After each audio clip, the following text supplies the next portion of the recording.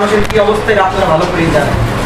আমরা যদি মুসলমানদের ইতিহাসের দিকে তাকাই, আমরা যদি আমাদের পূর্বসূরীর ইতিহাসের দিকে তাকাই, তাহলে দেখবো সারা পৃথিবীর বুকে একমাত্র শান্তি বার্তাবাহক, শান্তি প্রতিষ্ঠায় ইসলাম ছাড়া অন্য কোনো সংগঠন বলেন, অন্য কোনো ধর্ম বলেন কেউ পালন করতে পারে।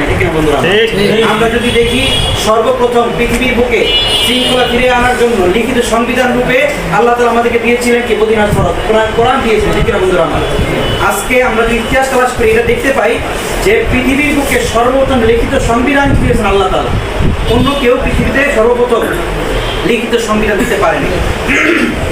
সেই দিকে যদি আমরা তাকাই, সারা বিশ্ব যখন অন্ধকারে নিমজ্জিত ছিল, সারা বিশ্ব যখন একে অপরের সাথে মারামারি হানাহানিতে লিপ্ত ছিল, একজনের গরু আরেকজনের ঘাটে পানি খেলে এই পানি খাওয়া নিয়ে যুগকে যুগ বংশকে বংশ যুদ্ধে লিপ্ত থাকতো, সেই সমাজে রাসূল কারীম সাল্লাল্লাহু আলাইহি ওয়াসাল্লাম এসে